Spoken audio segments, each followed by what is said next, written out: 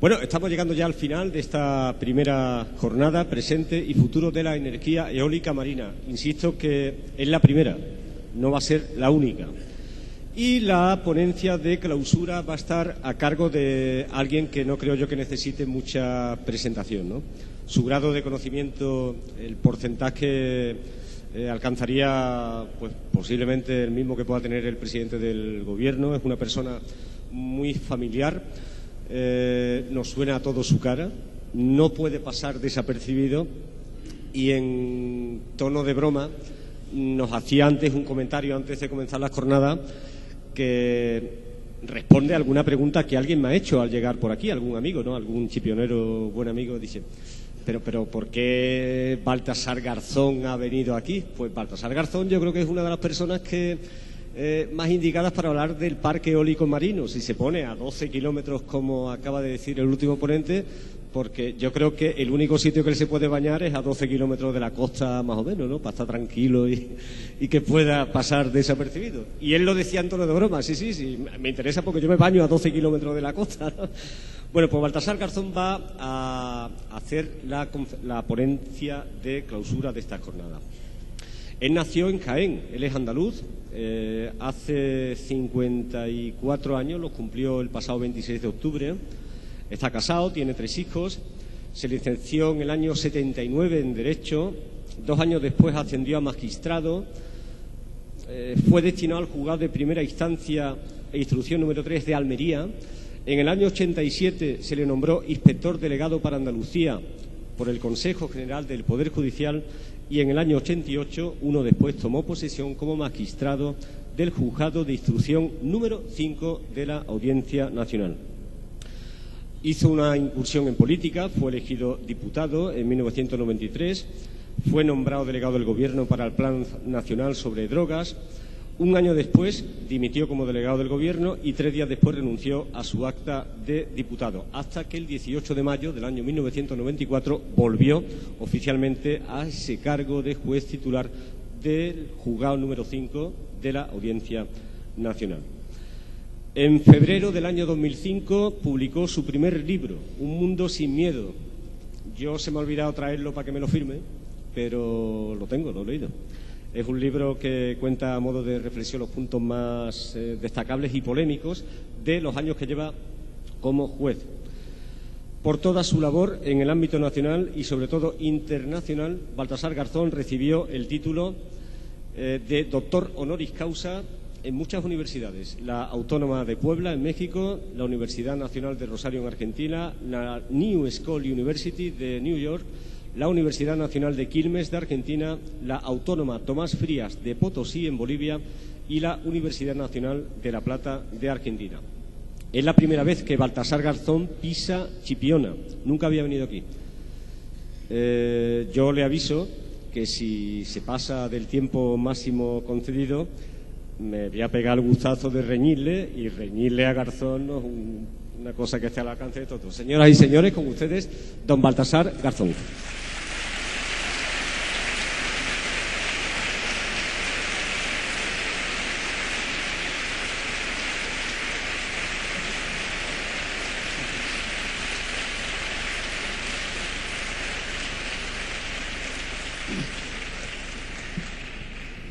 Muchísimas gracias. Yo creía que no llegaba ya a hablar esta noche.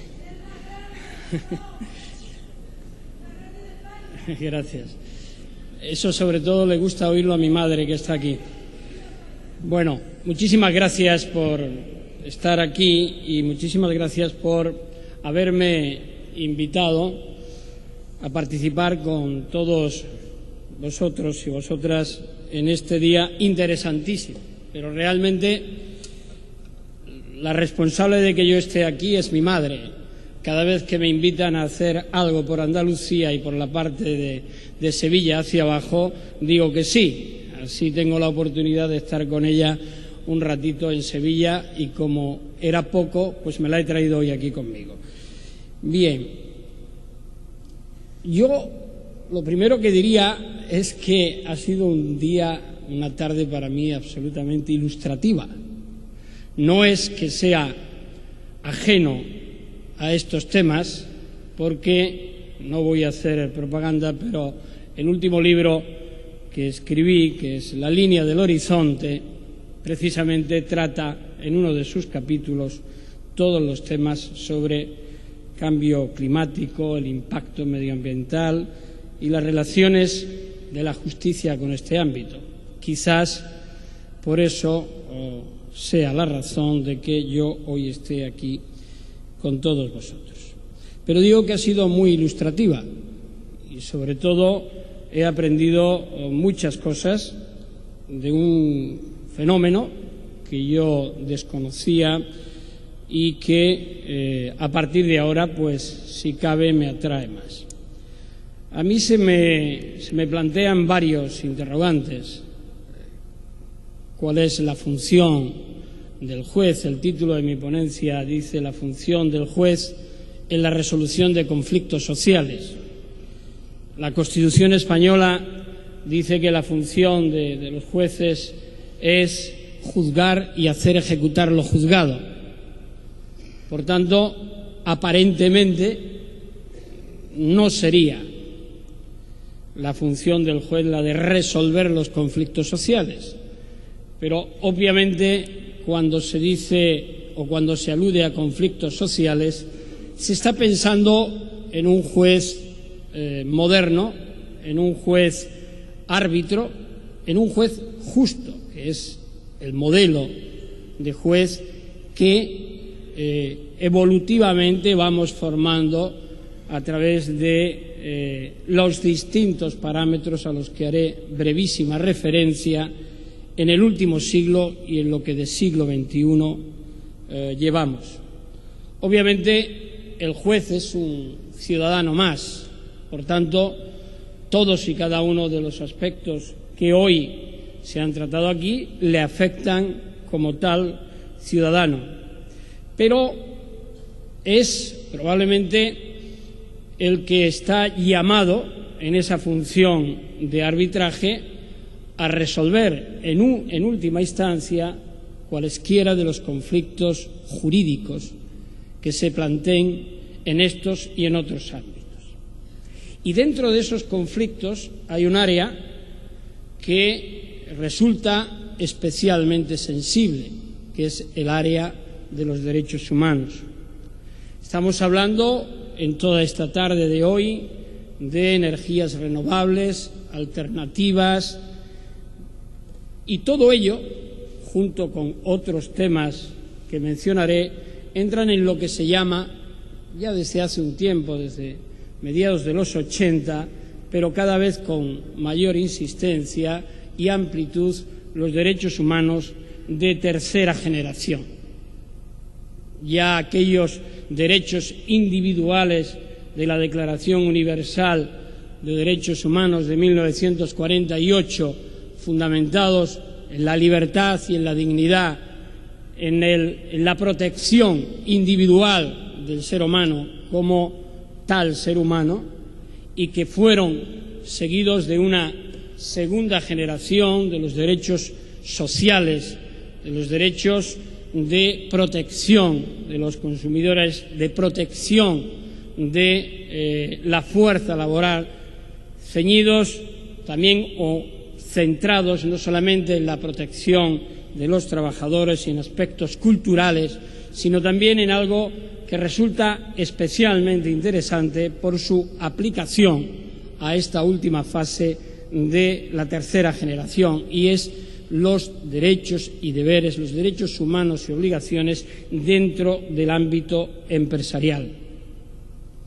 Y todo ello en esa nueva labor o papel del juez como árbitro, que se extiende en una labor preventiva y en una labor sancionadora, no solamente juzgando y dictando sentencias, sino a otros muchos ámbitos que poco a poco la necesidad y la evolución de los acontecimientos ha ido ampliando la acción de los tribunales, la acción de los jueces, precisamente para proteger los intereses de la colectividad, los intereses de todos los ciudadanos como tales ciudadanos, como tales pobladores del mundo, y, por tanto, amparados todos respecto o frente a las consecuencias que el uso de energías perjudiciales o frente a desastres producidos por la acción del hombre y de las empresas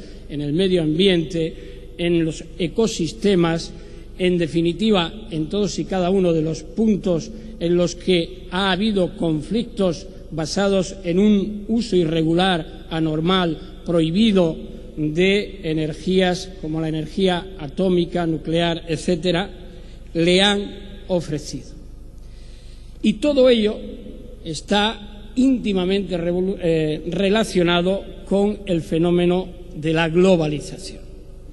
La globalización económica, nos guste o no nos guste, es una realidad inevitable, y esa globalización económica ha conllevado una internacionalización del derecho que tiene que aplicarse para la resolución de los conflictos derivados no solamente del mal o buen uso de esa globalización, sino de los ámbitos oscuros, del lado oscuro de la globalización: crimen organizado, corrupción, lavado de activos, aprovechamientos ilícitos de la actividad empresarial, terrorismo, etcétera.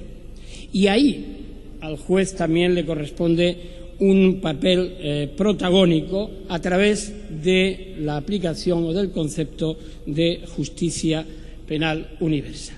De modo que nos encontramos ante un modelo de juez que, formado científicamente en forma cada vez más exigente, sin duda cada vez se nos exige a los jueces ser más expertos, más conocedores, no aquel modelo aislado, napoleónico, como el medidor de normas y que no podía contaminarse con nada que le rodeara porque si no perdía su independencia e imparcialidad. Hoy ese modelo, y lo impone la evolución de la sociedad y del mundo, es exactamente el contrario. El juez tiene que ser un juez informado, políticamente enterado de lo que pasa en su país y fuera de su país, con una ética a prueba de las más duras que se le puedan presentar, con una responsabilidad, con una independencia, pero también sin ser ajeno al papel integrador que ese poder judicial tiene en un Estado democrático de derecho y en la formación que supone el uso de este tipo de energías en el futuro de los ciudadanos, en el futuro de la humanidad. Por tanto, de la prioridad de la defensa de los derechos individuales y de los derechos sociales y, por tanto, de la vigilancia y persecución de las infracciones, hemos pasado a esa tercera generación de derechos que se apoya en la solidaridad, esa palabra tan usada a veces o tan maltratada otras, pero que es absolutamente necesaria para entender de lo que estamos hablando. Solidaridad significa renuncia, solidaridad significa corresponsabilidad, solidaridad significa unión de esfuerzos, solidaridad significa mirar con un horizonte común, y cuando de política se habla también con un horizonte de Estado, con un horizonte de beneficio hacia los ciudadanos. Nunca va a ser blanco o negro, eso es evidente. Siempre va a haber puntos que afecten o perjudiquen a unos u otros colectivos. Mirad, yo estoy maravillado con todas las ponencias y con todos los puntos que se han puesto sobre la mesa, y que sea la primera de otras, aunque yo venga de oyente, me interesa muchísimo, porque creo que a todos nos interesa estar informados y poder opinar. Es la opinión informada que yo defiendo sistemáticamente en este como en otros ámbitos, pero en este particularmente. Yo, cuando oía, con todo respeto y aprendiendo del representante de la plataforma, algunas de las cosas que se decía, y que conste que yo no vengo aquí a defender ni a unos ni a otros, vengo a aprender y vengo a dar mi opinión. Me recordaba, y ahora también me recordaban aquella época del año 93 y de mi responsabilidad como secretario de Estado, delegado del Plan Nacional sobre Drogas, un acontecimiento que volví a tener presente hace 2 días en Barcelona. Recuerdo que había un gravísimo problema en una provincia española por la instalación de una comunidad terapéutica en el ámbito de las drogodependencias, de Proyecto Hombre. Y acudieron a mí y empezaron a explicarme los movimientos ciudadanos y las plataformas que había en contra, absolutamente en forma acérrima y brutal, en contra de la instalación de esa comunidad terapéutica, porque decían que iba a traer más droga al barrio, que iba a ser una inseguridad ciudadana. Y yo decía, bueno, pero si de lo que se trata es de que ahí van a ir personas que quieren abandonar el consumo de drogas, lo que no habrá precisamente será tráfico de drogas. Bueno, esto que para mí era realmente claro, costó muchísimo transmitirlo a aquellos que finalmente aceptaron, y no creáis que eran solamente colectivos, principalmente era el obispo, que en estos casos también la Iglesia tendría mucho que decir. Entonces, al final se convirtió en que todo era favorable. Eso me enseña a mí que en estos temas debemos huir de la demagogia y debemos acudir a la responsabilidad. Debemos huir de los lugares comunes, a la exigencia de responsabilidades cuando haya que exigirlas. Cuando quien está promoviendo un proyecto como del que estamos hablando no se ajuste a la legalidad, habrá que perseguirlo y habrá que vigilarlo y habrá que controlarlo, y será obligación de unos controles administrativos, controles sociales de la comunidad e incluso controles judiciales, pero cuando haya base. Mientras que eso no suceda, a mí lo que se me ocurre es que quiero aprender, quiero ver todo lo que me dicen los científicos que están emitiendo estas informaciones y quiero saber hasta dónde puede llegar esta cuestión, que a mí se me antoja que no debe de ser mala cuando tenemos las consecuencias ya más que negativas de otro tipo de energías, de otro tipo de aprovechamientos que nos han demostrado a lo largo de la historia reciente de la humanidad que debemos de huir de ellos y que debemos acudir a aquellas otras que nos dicen que pueden ser más provechosas. Yo, por citar algún ejemplo que todos conocemos, pues se me viene a la cabeza el de Chernobyl o el de Bhopal o tantos otros que a lo largo de la historia, precisamente por no hacer las cosas bien, porque los controles no han funcionado, al final se han convertido en grandes desastres humanitarios. Y eso es lo que se tiene que evitar. ¿Cuál es la función del juez, del Poder Judicial ahí? Pues primero, no se trata de una militancia, de salir a buscar casos, pero sí a aquellos, cuando se planteen, tener la responsabilidad y la exhaustividad a la hora de analizarlos, que sin duda es lo que va a determinar el acierto y la prudencia al resolverlos. En estos casos, y cuando se trata de hechos tan graves contra la humanidad como los que estaba citando, no solamente nos encontramos con las víctimas que están afectadas en el lugar. Por eso, cuando se decía esta tarde que los que veníamos después nos íbamos a ir a nuestros domicilios y no íbamos a estar aquí para sufrir el impacto que los ciudadanos y ciudadanas de Chipiona iban a tener, a mí la verdad es que no me ha gustado, porque no creo que esa sea la filosofía de verdad. Es decir, todos estamos interesados en lo que suceda en la bahía de Cádiz o en Chipiona, va a producir sus efectos a nivel global y universal en cualquier otro punto. Los desastres naturales, si algo yo he aprendido esta tarde y por lo que llevo leído sobre el tema es que da igual que pasen en el Polo Norte porque se pueden sentir y se van a sentir aquí. Por tanto, yo creo que hay que ser muy prudentes cuando hablamos de estos temas. Se ha dicho también que esto es hacer negocio. Bueno, me imagino que los empresarios que están interesados en este tipo de energías, claro que quieren hacer negocio, es obvio. Si no, pues no sé, deben de contribuir a alguna ONG, que es de agradecer para las ONGs, pero claro, para contribuir tienen que hacer negocio. Ahora, ¿cuál es el negocio que tienen que hacer? Ahí entramos en la segunda generación de derechos humanos, es decir, las empresas que hoy día en este ámbito o en cualquier otro desarrollan actividades tienen unas obligaciones nacionales e internacionales, tienen unas obligaciones exigibles a nivel nacional e internacional por la justicia y por otros ámbitos de exigencia, porque necesariamente tienen que integrar en el desarrollo de sus actividades el respeto a los derechos fundamentales, máxime cuando se trata de desarrollar tecnologías o nuevas tecnologías que pueden invadir corrosivamente en esas relaciones humanas y en la colectividad. Por tanto, será cuestión de exigirles ese respeto y será cuestión de que quien tiene que ejercer los controles los ejerza. Por supuesto que el negocio va a existir, pero ¿cuál será la obligación de la justicia? ¿Cuál será la obligación de los políticos y de los gobernantes?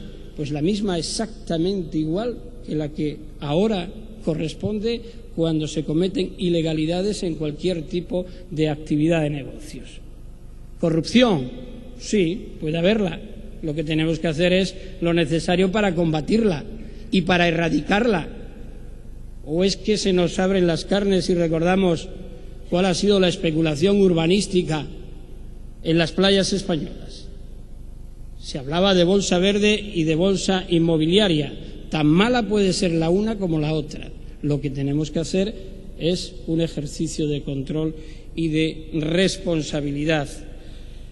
Pero yo creo que todos los problemas que aquí se han planteado y que es bueno que se susciten deben de debatirse.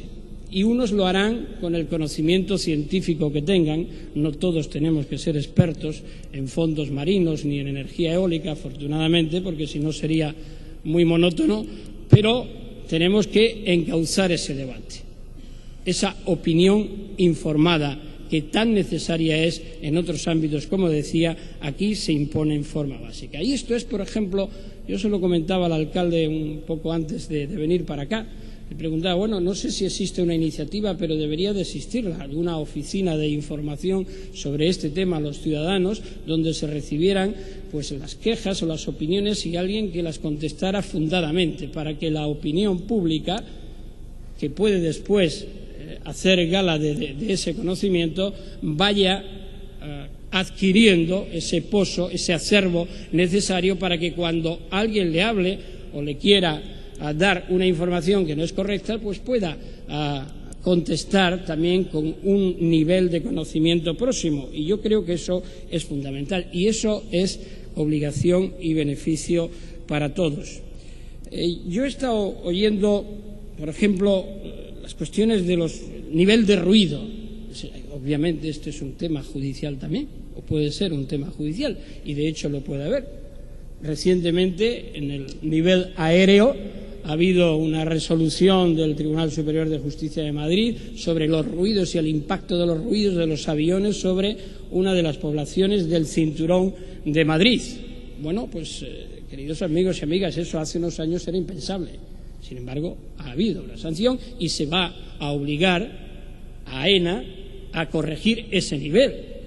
Y me imagino que eso va a suponer una inversión importante si finalmente la sentencia llega a ser firme. Es decir, por tanto, si ahí está regulado, yo no sé, en este momento no lo sé porque no soy técnico, pero ya me tendría que informar si tuviera que resolver. También puede, ¿por qué no?, producirse algún tipo de reclamación de este orden si ese nivel de ruido genera un daño ecológico o en el ecosistema o la biodiversidad de la zona, evidentemente. Por tanto, tendrán que cumplirse, por supuesto que sí.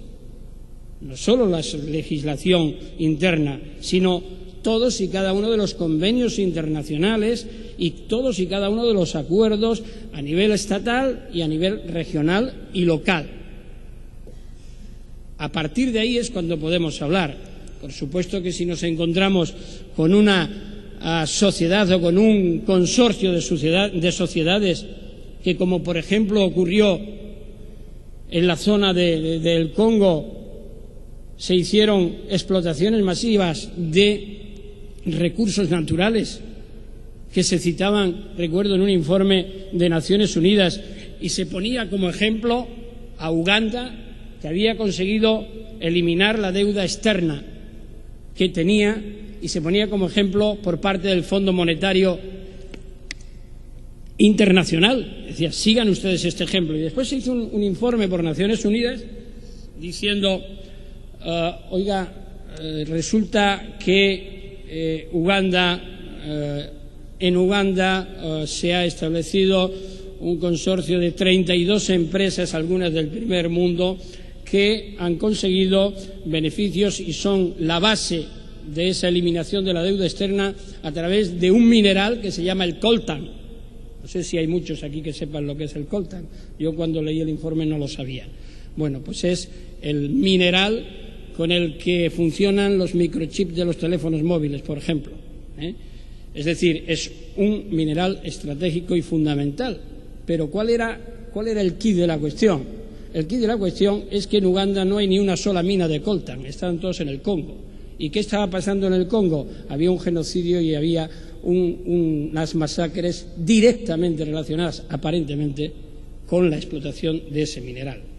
Evidentemente, si eso se comprueba así, hay que perseguirlo, hay que investigarlo. No se trata de crear patentes de impunidad, se trata de hacer o de conciliar el progreso de la civilización con los controles de la misma y que consigamos mejorar lo único que tenemos, que es el mundo que nosotros tenemos que conseguir que vaya a mejor o que vaya a peor.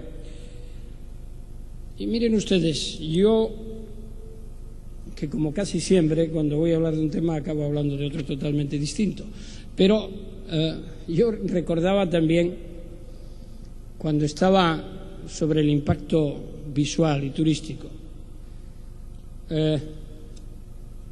Yo cuando estaba en Estados Unidos vivía en un 18 piso y estaba exactamente enfrente de donde estaban las Torres Gemelas, donde habían estado las Torres Gemelas, y eso también es un impacto visual el no verlas, se lo aseguro también. Y hubo un atentado terrorista y la vida siguió. Y hay muchos impactos visuales y turísticos. Para mí probablemente me fastidia muchísimo que se hagan autopistas, y yo recuerdo en mi casa, donde vivo en Madrid, durante muchos años vivía en un fondo de saco en la calle, había una higuera impresionante de la que yo agarraba los higos y me los comía. Al final se ha abierto la calle, hay ruido, hay una rotonda, pasan muchos coches y tengo que asumir por mi cuota parte de solidaridad y de responsabilidad en una sociedad que esto suceda.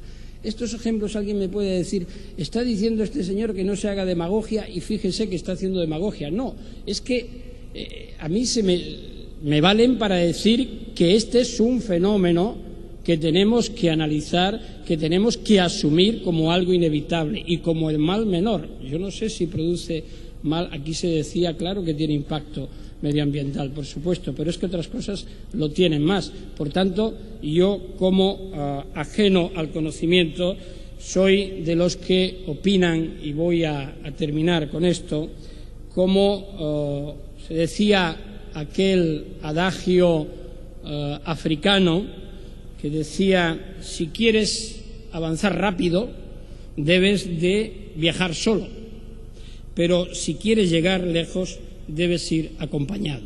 Es decir, esta es una aventura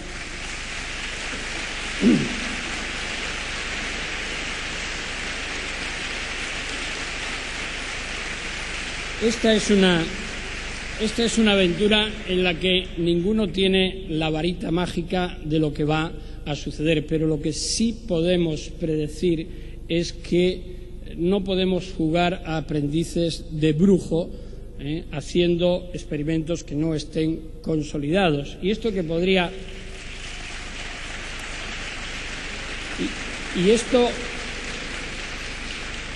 esto que podría ser utilizado por alguno de decir, bueno, pues entonces está en contra. No, vuelvo a decir, yo estoy a favor del desarrollo sostenible y estoy a favor de todos aquellos avances que favorezcan a la humanidad, y también exijo y me comprometo con la corresponsabilidad que me corresponde. Y yo tengo que decir, usando el ejemplo que antes ponía, de verdad que no me importaría estar en Chipiona con molinos y sin molinos, y no me importaría estar en mi casa con centros de rehabilitación o de recuperación de drogodependientes o sin ellos. Sino, ¿de qué estamos hablando? ¿Cuál es el nivel de responsabilidad de todos y cada uno? Es decir, yo es que no lo entiendo. Aquí se habla, no digo aquí, en general, se habla y se habla de los problemas fundamentales que tenemos. No conseguimos ponernos de acuerdo. Se echa uno vista a los responsables políticos y vaya greña que hay montada. Bueno, pues y de nuestros problemas, de los ciudadanos, ¿qué? Por eso, jornadas como esta, yo creo que en vez de enfrentar, lo que tienen que hacer es aunar, es integrar, es explicar.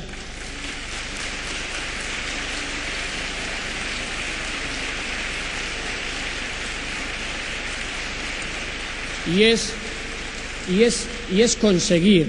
Desgraciadamente vivimos en un universo, vivimos en un planeta que no es lo mismo que hace cientos de miles de años. ¿Qué le vamos a hacer?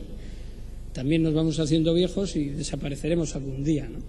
Por tanto, no se puede ser inmovilista en estos temas, pero tampoco se puede ser temerario. Es decir, la prudencia, el consenso, el acuerdo y también la decisión cuando hay que tomarla.